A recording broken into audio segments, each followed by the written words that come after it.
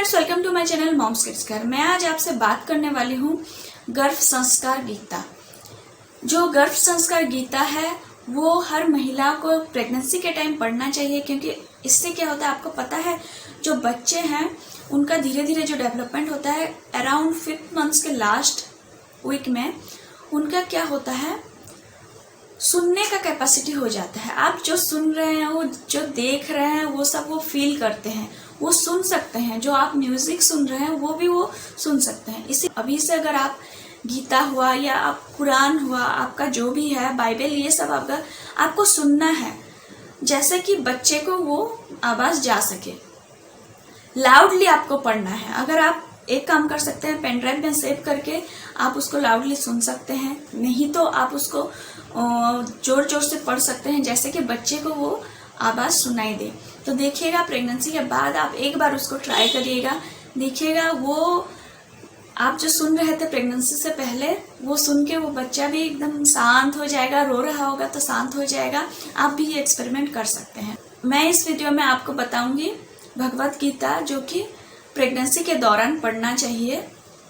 उससे पढ़ने से क्या होता है, बच्चे का दिमागी विकास भी होता है और उसको संस्कार भी पास होता है और एकदम तेजस्वी बच्चे भी होते हैं। तो बच्चे का जो दिमागी विकास होता है उसको संस्कार देना ऐसा नहीं कि प्रेगनेंसी के बाद जब बच्चे बड़े होते हैं तब देना होता है। प्रेगनेंसी के दौरान ही बच्चों को ये सब पास करना चाहिए।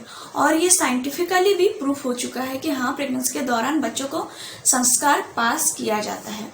तो मैं गीता का पाठ बताऊंगी आपको, जो मेरे पास है, जो मैं सुनती थी।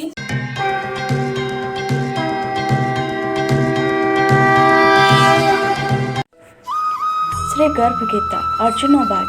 हे मधुसूदन, कृपया आप मुझे बताएं कि प्राणी जब गर्भ योनि में आता है तो वह अपने किस गुण दोष के कारण आता है। प्राणी जन्म से पहले गर्भ में कष्ट पाता है और जन्म के समय भी असहनीय पीड़ा पाता है।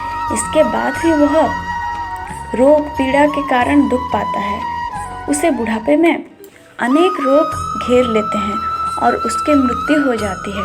अतः हे भगवान, कृपा करके मुझे यह बताएं कि वो कौन से कार्य हैं जिनसे मनुष्य जन्म मृत्यु के दुखों से बच सकता है। श्री भगवानोवाच।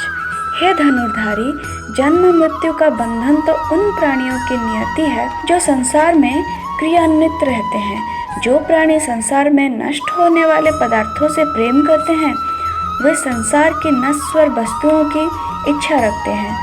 मनुष्य संसार की दौलत पाने की तो कामना करता है, परंतु भगवान की भक्ति से विमुख रहता है।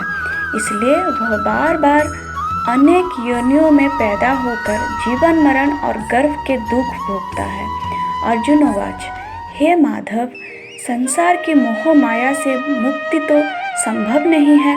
मन 5 विकारों के वश में है। वे 5 विकार काम, क्रोध, लोभ, मोह और अहंकार है।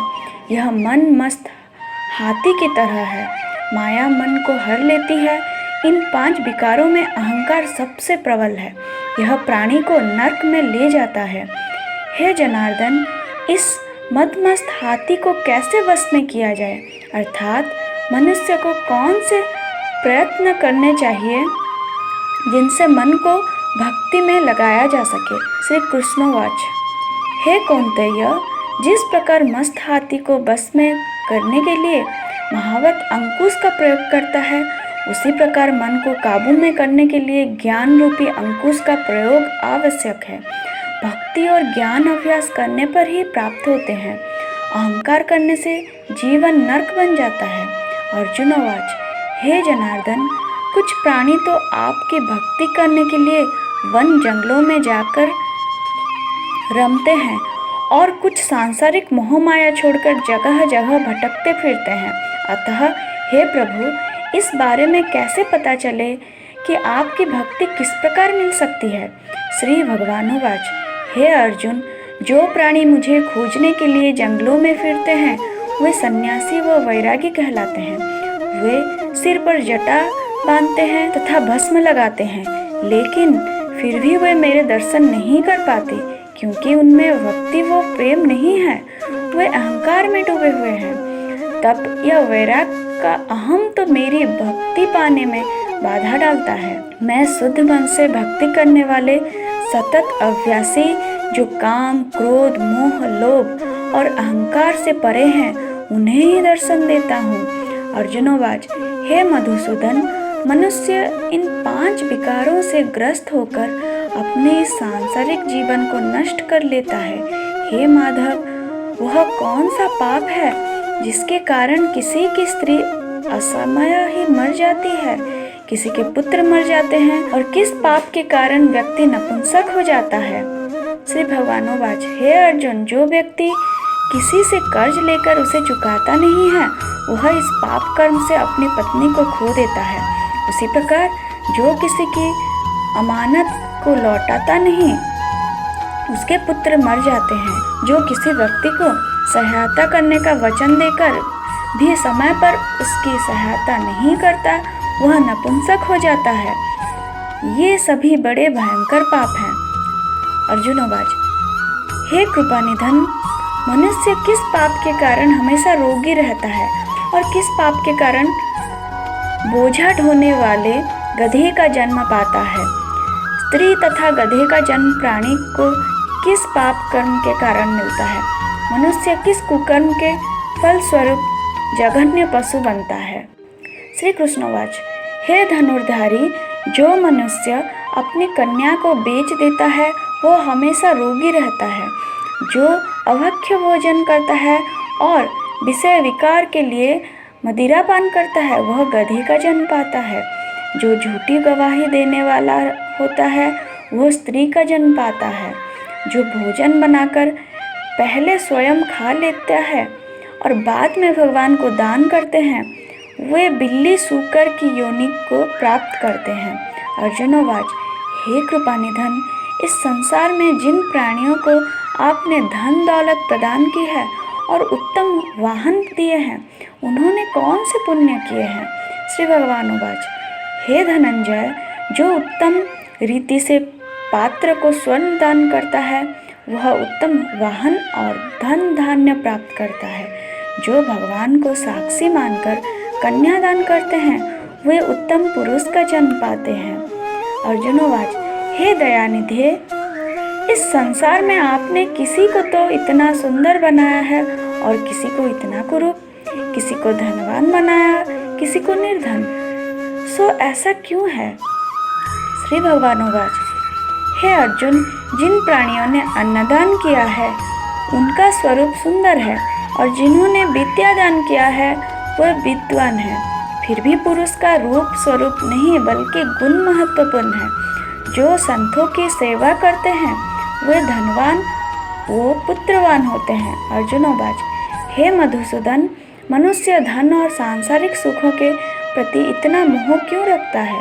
श्री भगवानोवाच, हे कौन्तेय, यदि प्राणी मेरी कृपा से वंचित हो जाए तो वह धन दौलत आदि से मोह करने लगता है। ये सब नाशवान है। विवेकी प्राणी इनसे दूर रहता है।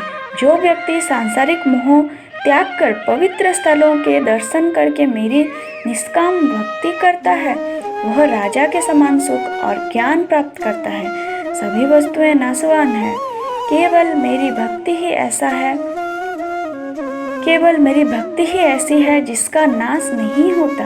अर्जुनोवाच, हे जनार्दन, मनुष्यों में शारीरिक रोगों जैसे रक्त रहित, ज्योतिहीनता जैसी विकारों से ग्रस्त रहती है। अर्जुनोवाच, हे मधुसूदन, कृपा करके गुरु दीक्षा के बारे में भी कुछ बताने का कष्ट करें। मुझे गुरु की महिमा के बारे में भी बताएं। श्री भगवानोवाच, हे धनुर्धारी, तुम्हारा यह प्रश्न संपूर्ण मानव जाति के लिए कल्याणकारी है। तुम धन्य हो और धन्य है तुम्हारी जननी।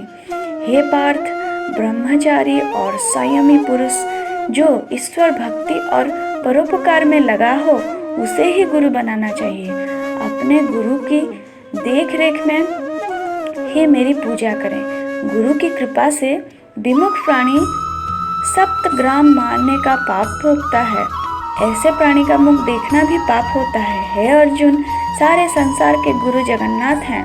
विद्या का गुरु काशी, चारों वर्णों का गुरु ब्राह्मण, ब्राह्मण का गुरु सन्यासी है। सन्यासी उसे कहते हैं जो सब कुछ त्याग कर मुझ में रम गया हो। वह ब्राह्मण जगत गुरु है। जो गुरु का भक्त है वह मेरा भक्त है। जो गृहस्थ गुरु से विमुख होता है वह चांडाल के समान है। जिस जगह मदिरा का भांड हो उस स्थान का गंगा जल भी अपवित्र होता है। इसी तरह गुरु से विमुख व्यक्ति का भजन भी अपवित्र होता है। उसके सभी कर्म निष्फल हैं।